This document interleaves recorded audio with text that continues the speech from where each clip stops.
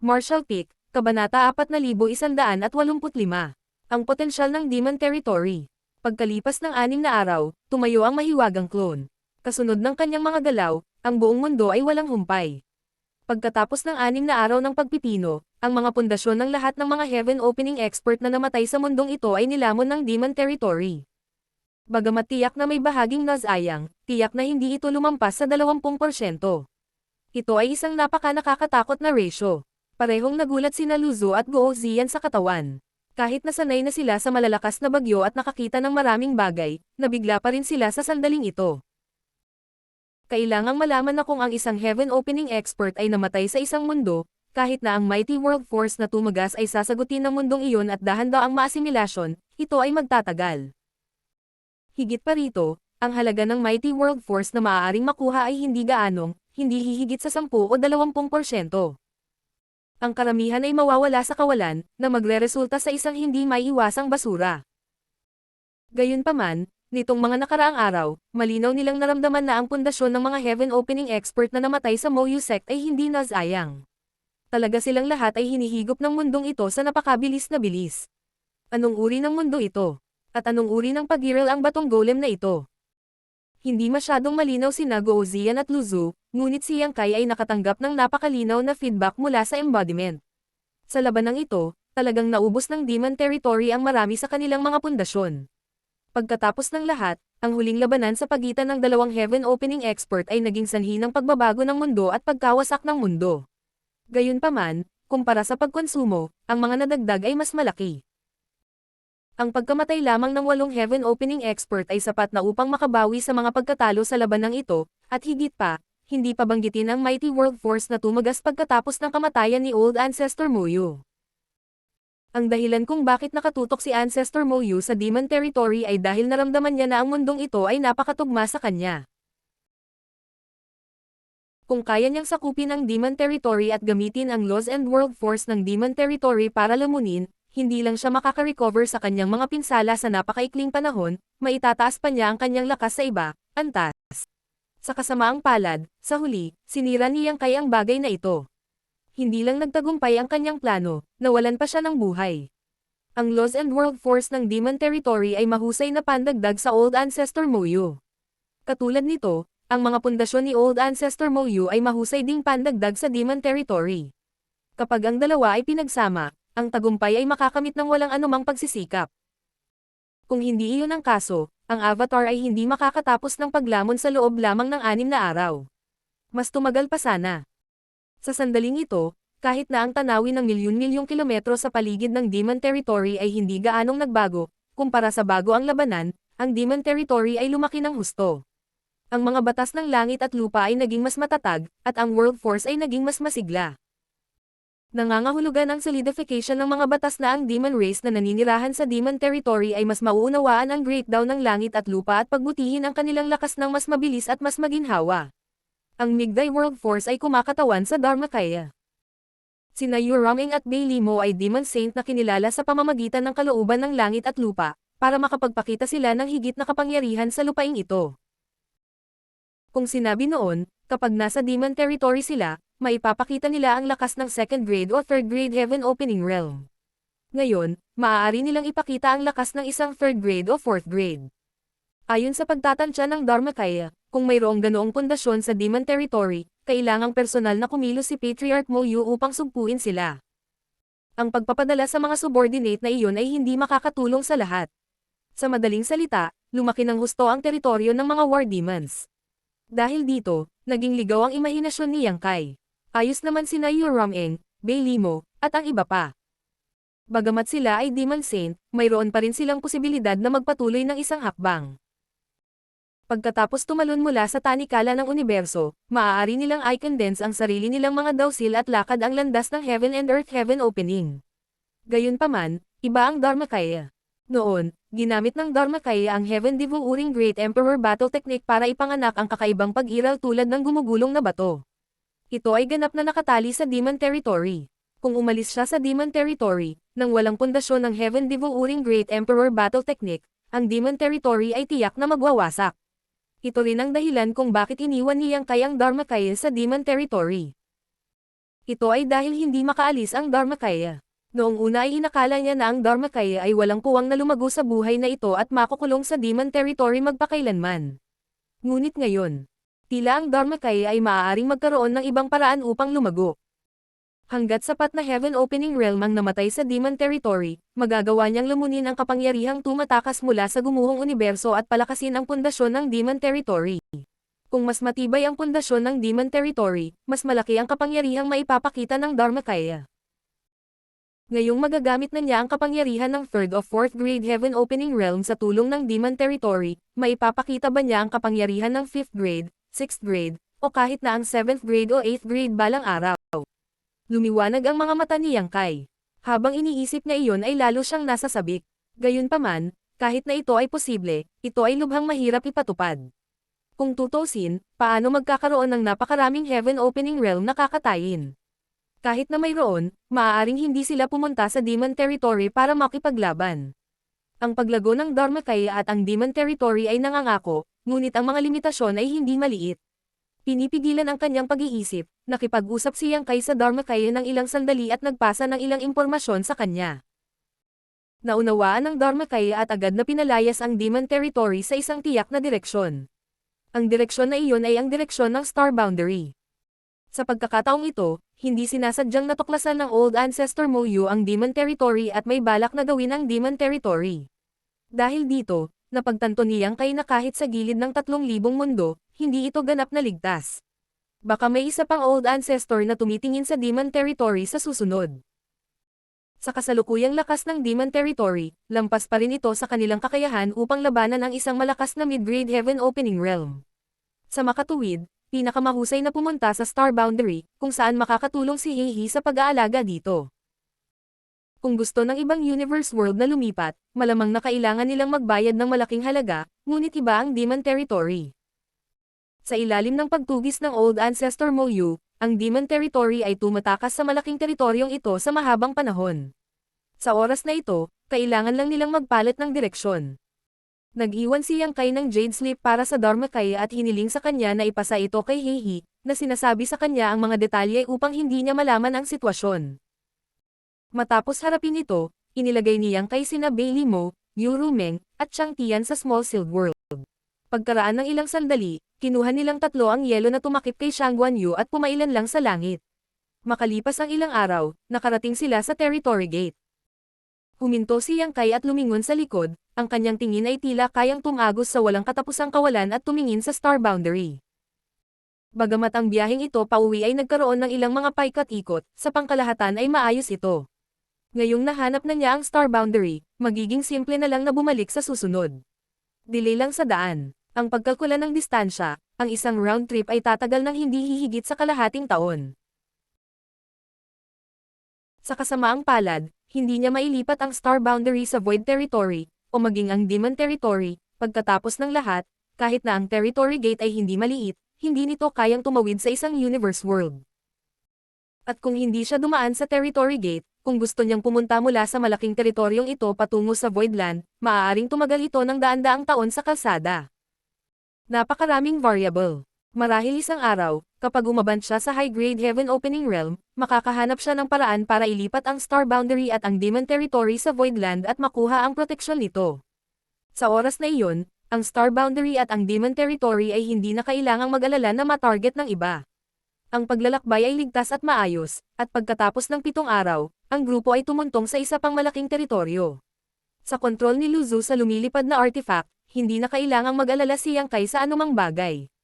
Kaya niyang linangin ang kapayapaan. Na-condense na niya ngayon ang 4 na uri ng yin-yang at 5 elements, at kailangan pa niya ng 3 pa para maka-advance sa Heaven Opening Realm. Gayunpaman, ang kanyang mga kinakailangan ay masyadong mataas. Kung gusto niyang mahanap si yin-yang at metal element force sa itaas ng 7th grade, kailangan niyang umasa sa swerte. Gayunpaman, ang kanyang pundasyon sa malawak na universo ay masyadong mababaw, at wala siyang paraan upang kolektahin ang mga mapagkukunang ito. Marahil ay maaari niyang hiramin ang kapangyarihan ng Lady Boss para magtanong tungkol sa kanila. Ang negosyo ng First In ay katalinuhan, at pagkatapos ng napakaraming taon ng akumulasyon, dapat itong magkaroon ng kaunting pag-unawa sa mga mapagkukunan sa itaas ng 7th grade. Lihim siyang nagpasya na pagkatapos na maging matatag ang Void, pupunta siya at hahanapin ang Lady Boss. Tungkol naman sa mga nakatagong panganib ng pagsulong sa high-grade Heaven Opening Realm na binanggit noon ng Lady Boss, hindi niya ito isinapuso. Kung tutusin, talagang hindi magandang bagay ang maging target ng mga Heavenly Paradise na iyon.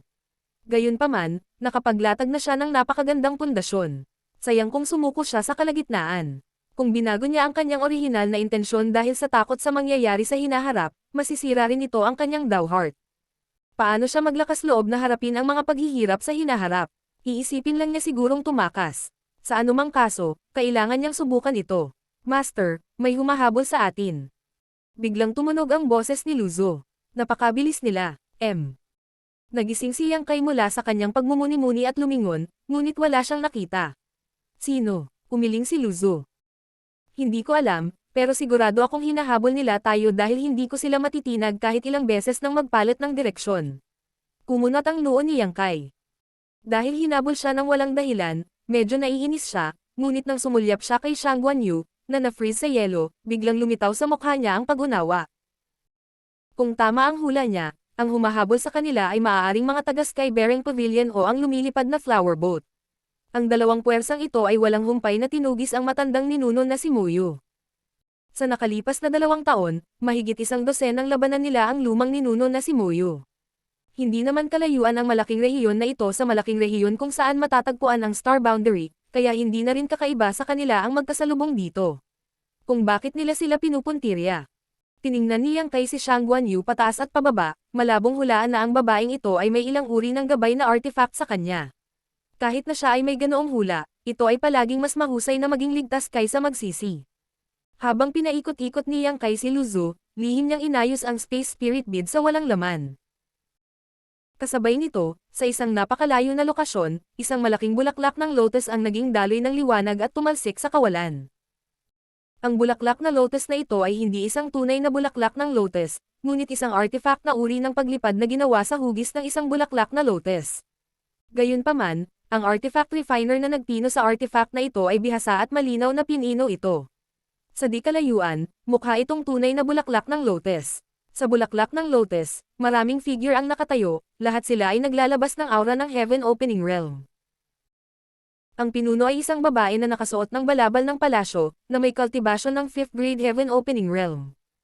Ang babaeng ito ang may-ari ng lumilipad na flower boat, ang Shang Guanlong. Si Shang Guanlong ay mukhang nasa maagang 30s. Siya ay may isang napakagandang figurette, isang pares ng malabong kilay, at isang pares ng magagandang mata. Nagngangalit ang kanyang mga ngipin, tinitigan niya ang kawalan sa kanyang harapan at sumigaw. Mas mabilis, nararamdaman ko ang bloodline na aura ni Yuer. Sa pagkakataong ito, kahit na ano, hindi natin hahayaang makatakas ang Old Ancestor Muyu.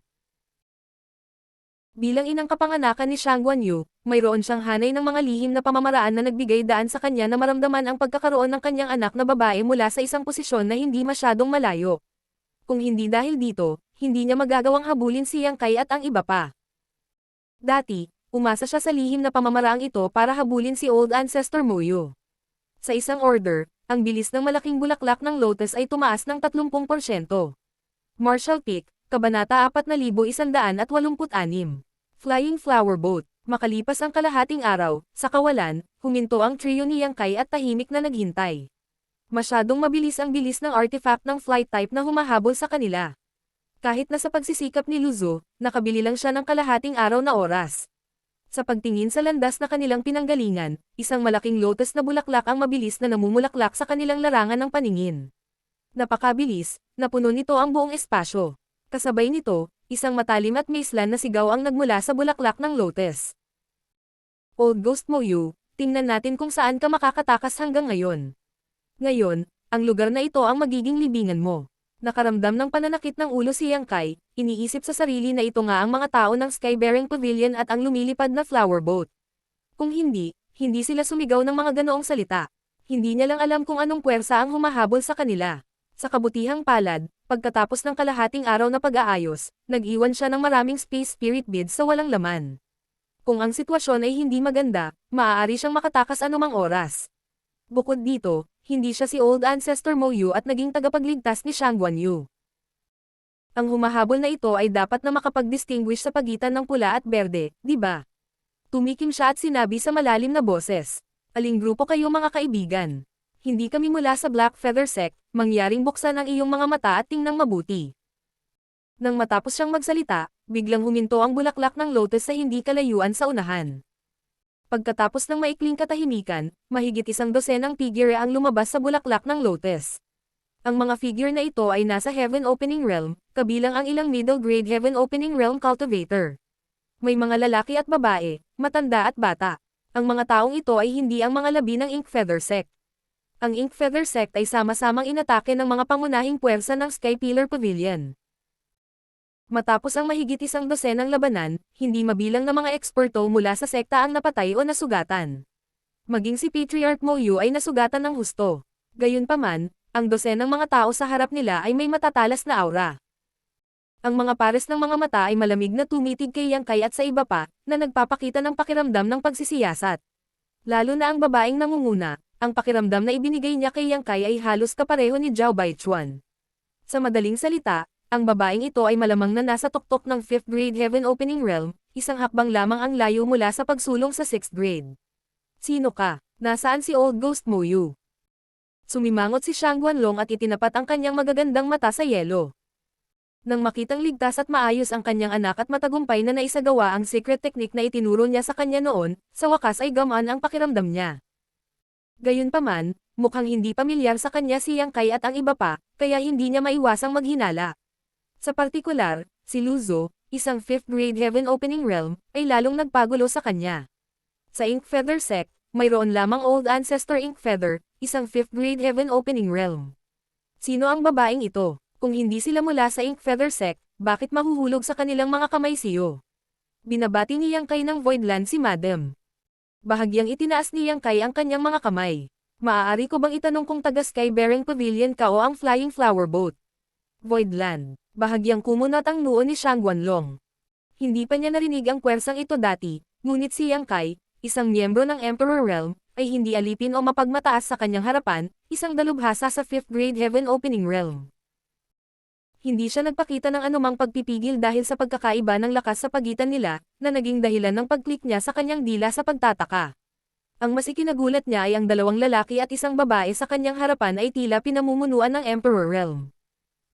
Mapa 5th grade man ang babae o 3rd grade na lalaki, parang mga bantay lang sila. Siguradong may background ang binatang ito. Sa pag-iisip nito, bahagyang lumuwag ang ekspresyon ni Shang Guanlong. Bagamat hindi pa niya narinig ang puwersa na tinatawag na Voidland, ang 3,000 mundo ay masyadong malaki. Hindi siya nang ahas na sabihin na alam niya ang lahat ng puwersa sa mundo tulad ng likod ng kanyang kamay. Dahil nang ahas silang gamitin ang salitang land bilang kanilang pangalan, walang alinlangan na sila ay isang 2nd grade na puwersa. Iyon ay isang pag-iral na kapantay ng Flying Flower Boat. Ako ang may-ari ng Flying Flower Boat, Shang Guanlong. Biglang natauhan ni Yang Kai. Kaya ikaw si Madam Long. Dati, nakita niya na medyo katulad siya ni Shang Guanyu at may mga hinala sa kanyang puso. Ngayon, maaari niyang kumpirmahin ito. Sinabi mo na ang pangalan mo ay Yang Kai, pagkatapos ay tatawagan kitang Little Brother Yang. Mahinang sabi ni Shang Guanlong. Bagamat maganda ang kanyang mukha, matalas at bahagyang masungit ang kanyang mga labi. Ngumiti si Yang Kai. Madam, pakiusap, tumanggaw si Shang Guanlong. Little Brother Yang, ipagpapaalam ko sa iyo na ang babaeng nasa tabi mo. Nako, muntik ko nang makalimutan. Tinapik ni Yang Kai ang kanyang ulo at inabot ang kamay para itulak palayo ang yelo na tumakip kay Shang Guanyu. Ito ang anak mo, tama. Ganito na siya nang matagpuan ko siya. Hindi ko alam kung paano siya ililigtas at hindi ako nang ahas na kumilos ng padalos-dalos. Gusto ko siyang personal na ipadala sa Flying Flower Boat, ngunit ngayong nakilala na kita rito, magiging madali na. Ang yelo ay lumutang sa Shang Guanlong, at isa sa mga 4th grade na lalaki ay agad na pumunta sa harapan upang saluhin ito. Pagkatapos, tiningnan niya ng malalim si Yang Kai at lumipad pabalik sa bangka kasama si Shang Guanyu nang hindi lumilingon. Nagulat si Shang Guanlong. Kaya ikaw ang nagligtas sa tandang anak ko. Nakangiting sabi ni Yang Kai. Binobola mo ako, nagkataon lang na nandoon ako. Paano si Moyu? Tanong ni Shang Guanlong. Ang mga natitirang miyembro ng Moyu sect ay pinatay na naming lahat. Huwag kang mag-alala, madam. Sa sandaling sinabi niya ito, ang lahat ay nagkakagulo. 2 taon na nilang hinahabol ang mga natitirang miyembro ng Moyu sect sa walang katapusang kawalan na ito. Halos ilang beses na silang nagtagumpay, ngunit nakatakas ang Moyu sect. Alam nila kung gaano kahirap pakitunguhan ang matandang iyon.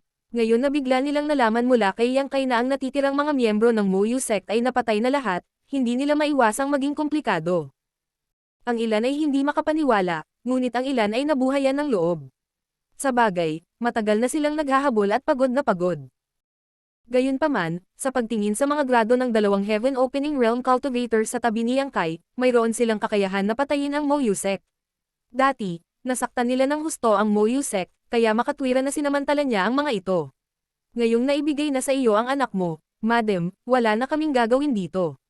Aalis na muna kami. Ikinulong ni Yang Kai ang kanyang mga kamay at sinabi. Bagamat sinabi niya ito, wala siyang balak umalis, dahil alam niyang hindi sila papayagang umalis ng mga tao sa Flying Flower Boat. Gaya ng inaasahan, nang matapos siyang magsalita, itinaas ni Shang Guanlong ang kanyang kamay at sumigaw. Little brother Yang, manghinti sandali. Ano ang maipaglilingkod ko sa iyo, Madam? Si Yang Kai ay taos-pusong tumingin sa kanya, na nag-iisip. Iniligtas ko ang iyong anak, para bigyan mo lang ako ng ilang likas na kayamanan bilang regalo ng pasasalamat. Hindi siya sakam, pero dahil second grade 4 sila, siguradong hindi sila magiging masama. Sa hindi inaasahang pagkakataon, sinabi ni Shang Guanlong. Hindi naman sa wala akong tiwala sa iyo, little brother Yang, ngunit lahat ng nangyari noon ay side mo lang sa story. Ang Moyu sect elder na iyon ay tuso at tuso na parang Zoro. Little brother Yang, mangyaring maghintay ng ilang sandali para sa katotohanan ng bagay. Pagkatapos kong maunawaan ito ng kaunti, gagawa ako ng conclusion. Kumurap-kurap si Yang Kai, hindi nangangahas na maniwala sa kanyang mga tainga. Madam, naghihinala ka ba na kasabwat ko ang Moyu sect? Dahan-daang umiling si Shang Guanlong. Hindi ko iyon sinasadya. Habang nagsasalita siya, ang 12 o higit pang Heaven Opening Realm Cultivator sa Flying Flower Boat ay talagang kumalat ng hindi nag-iiwan ng bakas, nakapalibot kay Yang Kai at sa iba pa. Ang puso ni Yang Kai ay napuno ng galit. Gusto lang niyang makakuha ng ilang benepisyo mula sa lumilipad na bangkang ito, ngunit hindi niya inaasahan na hindi man lang siya bibigyan ng kahit kaunting benepisyo. Hindi lang iyon, ganoon din ang pakikitungo nila sa kanilang tagapagligtas. Anong uri ng mga tao sila? Ngunit sa pag-iisip tungkol dito mula sa ibang pananaw, kung siya ang nasa posisyon ni Shang Guanlong, malamang na hindi rin siya madaling magtitiwala sa iba. Sa pag-iisip nito, bagamat pangit ang ekspresyon ni Yang Kai, pinigilan niya ang galit sa kanyang puso at tumango. Kung gayon, paano gustong malaman ni Madam? Hindi ko ito itatago kay Madam. Wala ni isang tao mula sa Ink Feather Sect ang naiwan ng buhay. Sa ngayon, iilan lang sa amin ang nakakaalam nito. Kung may gusto kayong itanong, magtanong kayo. Siguradong hindi kami magsisinungaling sa inyo. Pero, nasa iyo na kung maniwala si Madam o hindi. Wala siya sa mod na humingi ng anumang benepisyo. Mas mahalaga na ayusin ang usaping ito ng mabilis at bumalik sa Void upang iset up ang array. Ngumiti si Shang Guanlong. Hindi mo kailangang problemayan kayong lahat. May sarili akong plano. Bahagyang kumunat ang noo ni Yang Kai at maingat na tumingin sa direksyon ng Lotus. Ilang sandali pa, lumipad ang dalawang figure mula sa Lotus. Ang isa sa kanila ay ang 4th grade Heaven Opening Realm Cultivator na umalis kanina, at ang isa ay isang dalisay at magandang dalaga. Nagulat si Yang Kai nang makita ito at tulala siyang tinitigan ang dalaga. Sino pa kaya ang batang babae na ito kundi si Shang Guanyu na kanina pa nagyelo sa yelo? Nagawa niyang makatakas mula sa yelo ng napakabilis. Bagamat siya ay nakatakas, tila dahil siya ay nagyelo sa mahabang panahon, si Yuan Chi ay nasugatan. Sa sandaling ito, ang kanyang mukha ay kasing putla ng papel, na nagdaragdag ng dampi ng kawawa. Matapos ibalik ng 4th grade Heaven Opening Realm Cultivator at tumayo sa tabi ng Shang Guanlong, ang mag-ina ay nagkaroon ng pag-usad ng banal na pag-iisip, na halatang may sinasabi. Naguguluhan si Yang Kai. Sinuri niya ang sitwasyon ni Shang Guanyu dati. Ang kanyang buong katawan ay nagyelo, at isang napakahinang sigla lamang ang napanatili. Kahit na siya ay nasa larangan ng digmaan sa oras na iyon, ano kaya ang naramdaman niya? Ngunit sa pagtingin sa poster ni Shang Guanlong, halatang gusto niyang makakuha ng impormasyon mula kay Shang Guanyu. Ang hindi niya alam ay kahit na si Shang Guanyu ay ganap na nagyelo, mayroon lamang mahinang sigla na sumusuporta sa kanya. Hindi niya masyadong maramdaman, ngunit malabo pa rin siyang nakadarama at nakakatanggap ng ilang impormasyon mula sa labas ng mundo. Lalo na ang labanan sa Demon Territory, na nakakasira ng lupa, mahirap hindi ito maramdaman. Pagkatapos ng isang simpleng pagtatanong, nalaman ni Shang Guanlong na mayroon talagang isang mahusay na labanan hindi pa matagal na ang nakalipas. Sunod-sunod na nahulog ang Heaven Opening Realm Cultivators. Narinig pa ni Shang Guanyu ang sigaw ni Old Ancestor Mo Yu bago siya namatay. Wala nang pagdududa ngayon. Ang mga taong ito sa Voidland ay talagang mga tagapagligtas ni Shang Guanyu. Para sa mga natitirang miyembro ng Mo Yu sect, malamang na sila ay napahamak. Lumingon si Shang Guanlong at ngumiti. Little brother Yang, patawarin mo ako. Naipaliwanag na sa akin ni Yuir ang lahat. Nag-overthink ako. Ikinaway ni Yang Kai ang kanyang kamay at mahinang sinabi. Tungkol ito sa iyong mga anak. Normal lang na mag-ingat ka. Hindi mo kailangang maging ganito. Nagliwanag ang mga mata ni Shang Guanlong. Napakamakatuwiran naman ni Little brother Yang. Nahihiya ako, sinabi ni Yang Kai. Kung wala nang iba pa, aalis na kami. Pagkatapos noon, tumalikod siya at umalis. Nagmamadaling sinabi ni Shang Guanlong. Lahat, mangyaring maghintay. Bumalik si Yang Kai para tingnan siya. Sabi ni Shang Guanlong, lahat ay mga tagapagligtas ng aking anak. Tinulungan mo rin kaming pumatay ng isang malaking kaaway tulad ng Old Mo Yu. Malaking kontribusyon ito sa aking flying flower boat. May mga hindi pagkakaunawaan kanina, at paumanhin talaga. Mangyaring lumipat sa ang bangka at hayaan mo akong magkaroon ng pagkakataong humingi ng tawad. Maaari ding pasalamatan ng aking anak na babae ang lahat sa pagliligtas sa kanyang buhay. Habang nagsasalita siya, inaasahan din ni Shang Guanyu si Yang Kai. Pagkatapos ng lahat, para sa kanya, iniligtas nga ni Yang Kai ang kanyang buhay, at hindi pa rin niya ito pinasalamatan para sa biyayang ito na iligtas buhay, kaya hindi niya maiwasang hindi mapalagay. Marshall Peak, Kabanata 4187. Gusto kanyang patayin. Ngumiti si Yang Kai at sinabing, sandali lang. Hindi na kailangan iyon. Ngumiti si Shang Guanlong at sinabing, kailangan namin kayong gantihan sa pagligtas sa aming mga buhay. Kung hindi, kung may mabalitaan, hindi ba sasabihin ng mundo na kami ay mga taong walang utang na loob? Gayun din, naghanda kami ng ilang mga regalo para sa iyo. Mangyaring tanggapin sila. Lumingon si Yang Kai at same time na sinabi, tama si Madam. Hindi maganda kung magkamali ang mundo dahil dito. Masisira nito ang reputasyon ng Flying Flower Boat. Dahil napakabait ni Madam, mahihirapan kami sa iyo. Iminuwestro ni Shang Guanlong ang kanyang kamay. Pakiusap, ang Lotus Secret Treasure ay napakalaki, at ang mga dekorasyon sa loob ay sobrang maluho, na nagpapakita ng malalim na pundasyon ng Flying Flower Boat. Kung nasaan ang stamen, ito ay talagang isang napakagandang palasyo. Si Yang Kai at ang iba ay pumasok sa palasyo sa ilalim ng pamumuno ni Shang Guanlong. Nagsiupo na ang lahat. Nang makita sina Lu Zu at Guo Ziyan na magalang na nakatayo sa likod ni Yang Kai na may tapat na tingin, nagpalitan ng tingin si Shang Guanlong sa ilang mid-grade sa Flying Flower Boat. Lalo silang natitiyak na si Yang Kai ay may malakas na background. Kung hindi, paano magkakaroon ng ganoong kagandahan ang isang tao mula sa Emperor Realm? Bukod dito, si Yang Kai ay tila isang taong nasa mataas na posisyon sa mahabang panahon. Nakaharap sa napakaraming mid-grade, hindi nagbago ang kanyang ekspresyon. Sa halip, mahinahon niyang tiningnan ang mga dekorasyon sa palasyo. Nataranta, lumingon si Yang Kai kay Shang Guanlong at nakangiting sinabi.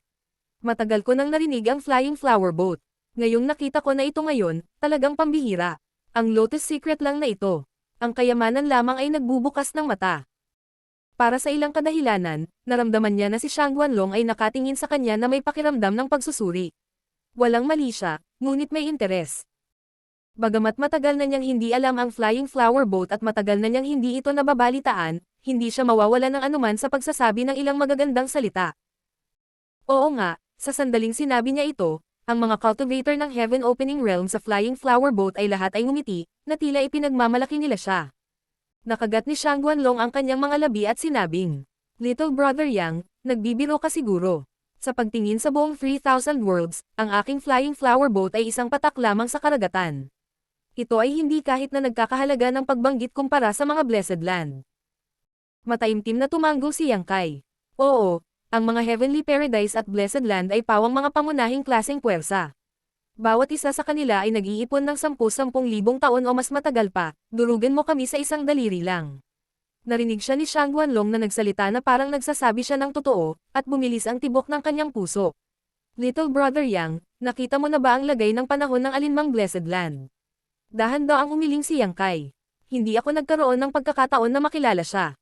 Ngayon ko lang siya narinig. Nakahinga ng maluwag si Shang Guanlong. Nang marinig niya ang mga salita ni Yang Kai, naisip niya na mayroon itong isang uri ng koneksyon sa ilang pinagpalang Grotto Heaven. Dahil hindi niya ginawa, pagkatapos ay walang pressure. Isang 4th grade Heaven Opening Realm Cultivator ang nagsabi. Little Brother Yang, narinig kong sinabi mo na nagmula ka sa Voidland.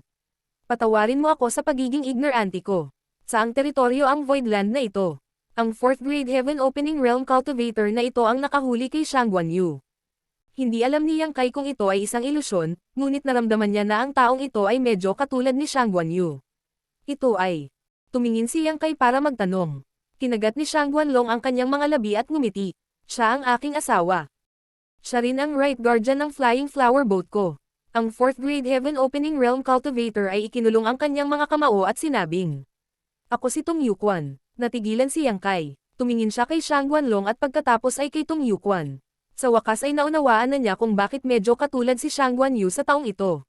Mag-ama pala sila, kaya sa Flying Flower Boat na ito, ang babae ang namamahala. Pagkatapos ng lahat, ang paglilinang nitong Yuquan ay mas mababa kaysa sa Shangguan Long. Malamang na wala siyang karapatang magsalita sa Flying Flower Boat. Kaya si Guardian Tong, naikuyom ni Yang Kai ang kanyang mga kamao. Normal lang na hindi mo pa naririnig ang Voidland. Ito ay katatatag pa lamang. Isang bagong tatag na second class na puwersa. Nagkagulo ang lahat. Sa 3,000 mundo na ito, ang pagtatatag ng anumang puwersa ay nangangailangan ng mahabang panahon upang makaipon ng kapangyarihan. Hindi ito ginawa magdamag. Gayunpaman, nang makitang mayroong 5th grade Heaven Opening Realm Cultivator sa tabi ni Yang Kai bilang isang gwardya, siya ay kwalipikado. Nag-alinlangan si Shangguan Long, kung gayon ang may-ari ng Voidland. Ako iyon, nakangiting sabi ni Yang Kai. Natigilan ang lahat. Ang isang tao mula sa Emperor Realm ay talagang pinuno ng isang pangalawang klase na puwersa. Ito ay marahil isa sa isang uri sa 3,000 mundo na ito. Lalo silang natitiyak na may taga-suporta si Yang Kai. Kung hindi, paano niya magagawang makinig sa kanya ang isang Heaven Opening Realm Cultivator? Gayunpaman, kung mayroon siyang ganoong background, bakit hindi siya nauugnay sa Blessed Land? Nakakalito talaga. Binawi ni Shangguan Long ang kakaibang tingin sa kanyang mga mata at mahinang sinabi. Sa 3,000 mundo na ito, ang pundasyon ng anumang puwersa ay nakasalalay sa Heaven Opening Realm. Kung mas marami ang Heaven Opening Realm Cultivators, mas malakas ang pundasyon, at kabaliktaran. Napabuntong hininga si Yang Kai. Tama si Madam, nag-aalala rin ako sa bagay na ito. Ang aking Voidlands ay mayroon lamang 5 Heaven Opening Realm Masters sa pinakadulo. Talagang kulang ang ating lakas. Sina Yuhi, Chen Tianfei, Lu Zhu, Gou Ziyan, at He He, na bagong idinagdag sa loyalty ang Righteousness Manual, ay talagang 5 Heaven Opening Realm Cultivator lamang. Ito ang pundasyon ng Voidland. Lahat ng tao sa lumilipad na flower boat ay nagkatinginan, hindi alam kung ano ang sasabihin. Kahit na ang isang third class na puwersa ay magkakaroon ng higit sa 5 Heaven Opening Realm Cultivator, tama ba? Napakaliit talaga ng numerong ito. Ang hindi nila alam ay kahit na ang Voidland ay mayroon lamang 5 Heaven Opening Realm Cultivator, bawat isa ay mas malakas kaysa sa huli. Hindi pa banggitin na si Yuhi ay malamang na umabant sa 6th grade Heaven Opening Realm, si Chen Tianfei ay nasa 4th grade din, at si He He ay nasa 5th grade. Masasabing maliban kay Gou Ziyan na nasa low grade Heaven Opening Realm, ang natitirang 4 ay nasa mid grade Heaven Opening Realm.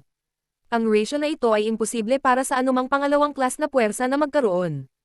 Nang makita ang kanyang galit na hitsura, ngumiti si Shangguan Long. Dahan-dahan lang, anumang puwersa ay umuunlad ng hakbang-hakbang. Hindi ka makakain ng isang subo ng taba. Dahil naitatag na ni Little Brother Yang ang Voidland, kung gayon sa hinaharap, hanggat gagamitin mo ang Voidland bilang pundasyon at unti-unting alagaan ang sarili ninyong mga cultivator ng Heaven Opening Realm, naniniwala ako na balang araw, ang pangalan ng Voidland ay kakalat sa malawak na universo. Ikinulong ni Yang Kai ang kanyang mga kamay. Kung gayon ay aasahan ko ang mga magagandang salita ni Madam. Naihain na ang piging, at maayos ang kapaligiran. Ang bawat isa ay nag-toast sa isa't isa, at paminsan-minsan, may mga taong lalapit para mag-toast at magpasalamat kay Yang Kai at sa iba pa para sa kanilang kabaitan. Umupo din sina Lu Zhu at Gou Ziyan at sinamahan sila. Pagkatapos ng 3 ikot ng alak, dumalo din si Shangguan Yu sa piging. Makikitang espesyal ang suot niya.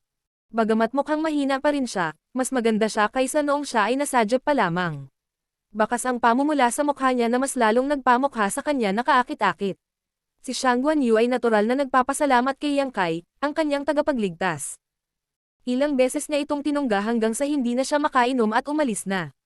Makalipas ang kalahating araw, si Yang Kai at ang iba pa ay inayos ni Shang Guanlong para magpahinga. Sinabi rin niya sa kanya na huwag mag-alala at ibabalik siya sa Voidland. Dahil masigasig siya, hindi makatanggi si Yang Kai. Bukod dito, dahil may magbabalik sa kanya, may iligtas siya nito sa pagsisikap na magmadaling bumalik. Ang bilis ng Lotus Secret Treasure na ito ay mas mabilis. Ang lumilipad na bangka ay nagayos ng 3 silid para kay Yang Kai at sa iba pa, ngunit hindi pumasok sina Luzo at Guo Ziyan. Sa halip, binantayan nila ang pinto ni Yang Kai sa magkabilang gilid. Bagamat wala silang makitang anumang masamang hangarin mula sa lumilipad na bangka, at masasabing sinadya ni Shang Guanlong na makipagkaibigan sa kanya sa handaan, kailangan nilang maging handa sa pinakamasama.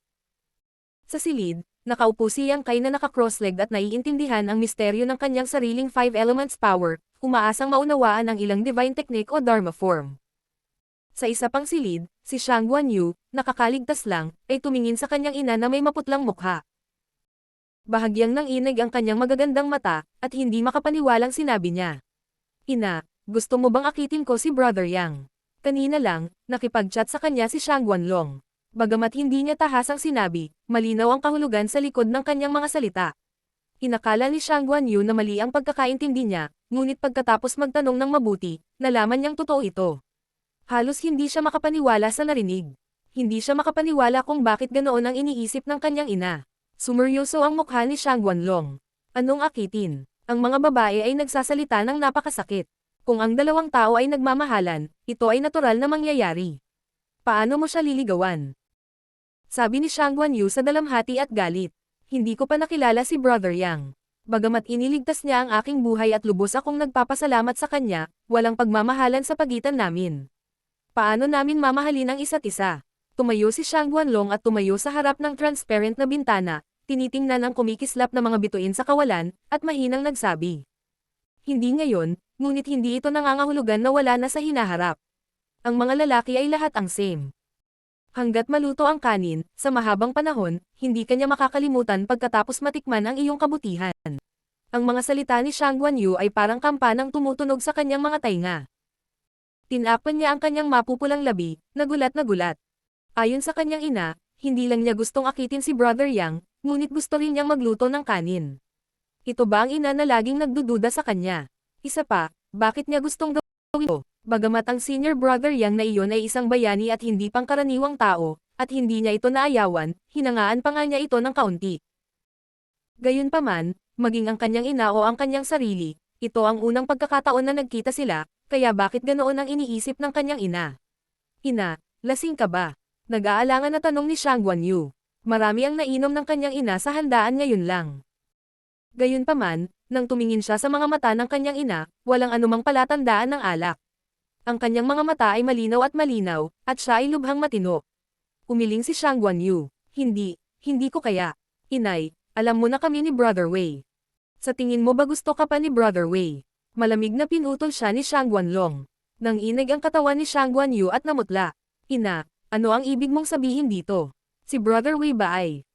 Huwag kang mag-alala, walang sinabi si Brother Wei. Hindi ito ang iniisip mo. Siya ay mas masipag kaysa sino man sa paghabol kay Mo Yu sa nakalipas na 2 taon. Natawa si Shang Guanyu. Alam kong hindi ako pababayaan ni Brother Wei. Malamig na sinabi ni Shang Guanlong. Sa tingin mo ba ay nagsisikap si Brother Wei na iligtas ka? Hindi ba? Nakakatuwang babae. Inihagis ni Shang Guanlong ang kanyang manggas. Bilang isang ina, alam na alam ko kung ano ang iniisip ng isang lalaki. Tanging isang ignorante na binibini na tulad mo ang magkakaroon ng hindi makatutuhan ng mga pantasya. Walang masamang sabihin sa iyo, ang iyong Brother Wei ay humahabol sa matandang umutot na si Mo Yu ng buong lakas, hindi para iligtas ka, pero para patayin ka. Sa sandaling sinabi niya ito, biglang namutla ang namumula na mukha ni Shang Guanyu. Bahagyang bamuka ang maliit na bibig niya habang nagtatakang nakatingin sa ina, parang may narinig siyang hindi kapanipaniwala. Martial Peak, Kabanata 4188. Hamak na babae. Gusto niya akong patayin. Nagulat si Shang Guanyu. Bakit naman ako gustong patayin ni Brother Wei? Wala naman akong ginawang masama sa kanya. Napabuntong hininga si Shang Guanlong at naglakad papunta sa mesa.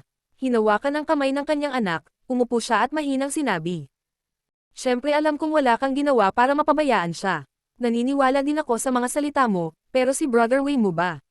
Ano? Ano ang ibig mong sabihin? Natarante si Shang Guanyu, sinabi ni Shang Guanlong. Mahigit na 2 taon na ang nakalipas mula nang kinidnap ka ni Moning, tama ba? Ang reputasyon ni Moning ay kilalang kilala, at alam ng lahat na siya ay isang malaswang tao. Dahil lang siya ang iyong master ng Ink Feather Sect, at nagkaroon ng suporta ni Mo Yu, kinuha niya ang hindi mabilang na pagkabirhen ng mga babae sa mga nakaraang taon. 2 taon ka nang kinidnap ni Moning at walang balita sa iyo. Salamat lang sa soul lamp sa aking kamay kaya kabuhay pa rin. Ang buong Ink Feather Sect ay tumatakbo para sa kanilang buhay, ngunit pinananatili ka pa rin ni Moning sa tabi niya. Ano kaya ang iisipin ni Brother Wei?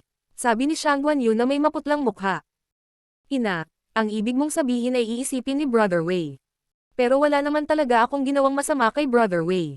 Matapos akong kidnapin ni Moning, ginamit ko kaagad ang sekretong pamamaraan na itinuro mo sa akin, para palamigan ang sarili ko. Pagkagising ko, nakita ko si Ama, ako. Maniniwala ba ang Brother Wei mo sa iyo? Pinutol siya ni Shang Guanlong at malamig na tumingin sa kanya. Hindi nakaimik si Shang Guanyu. Wala akong pakialam kung ano ang iniisip ko, pero kung ano ang iniisip ng Brother Wei mo. Kawawang munting babae, mag-isip ka naman, di ba? Sabi ni Shang Guanyu na may nanginginig na boses. Kaya kung ipaliwanag sa kanya. Paniniwalaan niya ako. Natawa si Shang Guanlong at sarkastikong sinabi. Sige. Kahit paniwalaan ka ng Brother Wei mo, paano ang Skybearing Pavilion? May maniniwala ba sa iyo? Wala akong pakialam kung hindi ako paniniwalaan ng iba, basta paniniwalaan ako ni Brother Wei.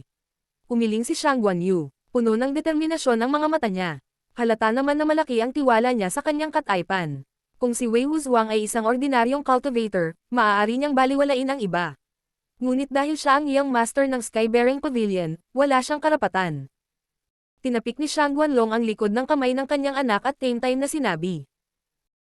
Kung magpapakasal ka sa pamilya Wei at talagang magiging asawa ng iyong master ng Skybearing Pavilion, hindi na maitataas ni Wei Wuzhuang ang kanyang ulo sa hinaharap. Hindi papayag si Wei Jiyong na magpakasal ka sa kanyang pamilya. Biglang namutla ang mukha ni Shang Guanyu. Napabuntong hininga si Shang Guanlong. Mula sa sandaling kinuha ka, hindi na ito maibabalik. Sa simula, si Wei Wuzhuang ay maaaring talagang nagmamalasakit sa iyong kaligtasan at gusto kang iligtas. Gayunpaman, pagkatapos ng 2 taon, ang kanyang isip ay dapat na nagbago ng kaunti. Ikaw at si Wei Wuzhuang ay childhood sweethearts. Pareho kayong inosente at perfect match. Gayunpaman, dahil dito ay hindi madaling maputol ng Skybearing Pavilion ang engagement. Kung hindi, makakasakit ito sa aking flying flower boat. Dahil hindi maaaring kanselahin ang pakikipag-ugnayan na ito, maaari bang siya, si Wei Wuzhuang, ay talagang magpapakasal sa iyo sa hinaharap? May isang paraan lamang upang malutas ang problemang ito. Anong paraan? Nanginginig ang katawan ni Shang Guanyu. Nakatingin siya sa kanyang ina ng blanko. Ayos lang kung mamatay ka. Walang pakialam na tumingin sa kanya si Shang Guanlong. Kung mamatay ka, hindi ka na kailangang pakasalan ni Wei Wuzhuang, at hindi sasaktan ng Skybearing Pavilion ang Skybearing Pavilion. Ito ang pinakamaganda sa magkabilang mundo. Napatayo si Shang Guanyu sa gulat. Hindi niya maiwasang mapa-atras ng ilang hakbang. Tila natarante siya. Umiling siya at sinabing, hindi naman sa ganun. Ina, hindi naman sa ganun. Sarili mo lang kinakausap mo. Siguradong hindi ganoong tao si Brother Wei. Malumanay na sinabi ni Shang Guanlong. Kung hindi naman talaga ganoon, bakit ka naguguluhan? Natatakot akong naniniwala ka sa puso mo, tama. Gusto mo bang malaman kung bakit mayroon kang ganitong ideya? Hindi naman sa tama ako, pero napansin mo na. Hindi mo palang napapansin. Napansin ko, bagaman tinatakan mo ang iyong sarili nitong 2 taon, hindi ka pa ganap na nawalan ng malay.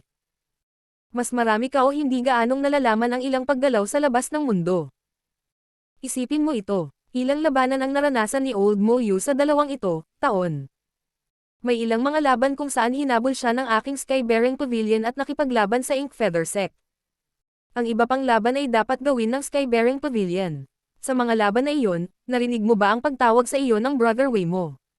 Naramdaman mo ba na gustong iligtas ka ng Skybearing Pavilion? Ngumisi si Shang Guanlong. Kung hindi ako nagkakamali, hindi na makapaghintay ang Skybearing Pavilion na sirain ang barko ni Old Mo Yu at patayin ang lahat sa mga laban na iyon, tama ba?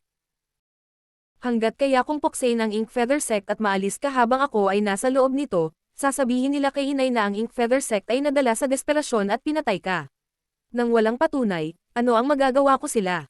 Ang mga salita ni Shang Guanlong ay tumama sa puso. Hindi na kinaya ni Shang Guanyu. Tinakpan niya ang kanyang tenga at sinabing, "Ina, hindi ako naniniwala. Hindi ako naniniwala na ganoon. Hindi mahalaga kung maniwala ka o hindi. Ito ang katotohanan." Bumantong hininga si Shang Guanlong.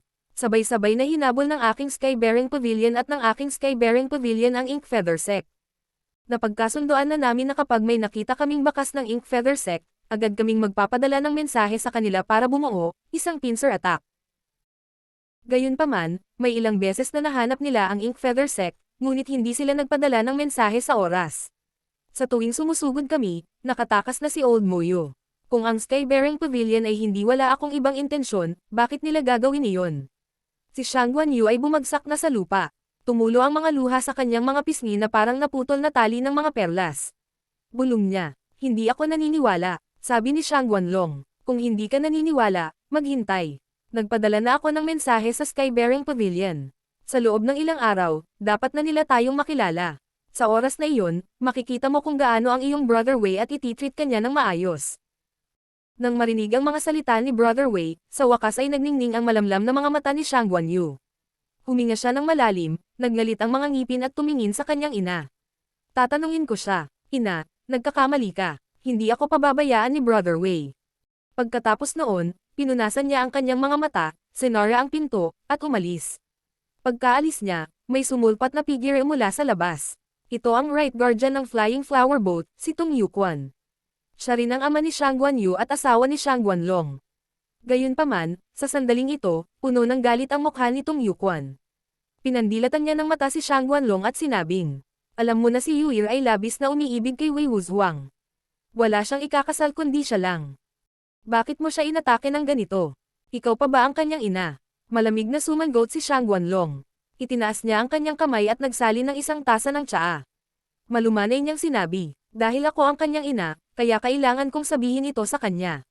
Ginagawa ko ito para sa ikabubuti niya. Kung gayon bakit gusto mong akitin niya ang yangkay na iyon?" Naikuyom nitong Yuquan ang kanyang mga kamao. Nanginginig ang mga ugat sa kanyang leeg. Para rin ba ito sa ikabubuti niya? Siyempre, kalokohan. Sa tingin ko ay ginagawa mo ito para sa sarili mong ambisyon. Nagngagat ang ngipin nitong Yuquan. Ang yangkay na iyon ay isa lamang Emperor Master, ngunit maaari siyang lumikha ng pangalawang klaseng puwersa. Malinaw, mayroon siyang magandang kinabukasan. Kung maaari kang bumuo ng isang relasyon sa kanya, ikaw ay magiging tulad ng isang tigre na lumaki ang mga pakpak. Tahimik na tiningnan siya ni Shang Guanlong at sinabing, "Oh, nakikita mo na mayroon siyang magandang kinabukasan.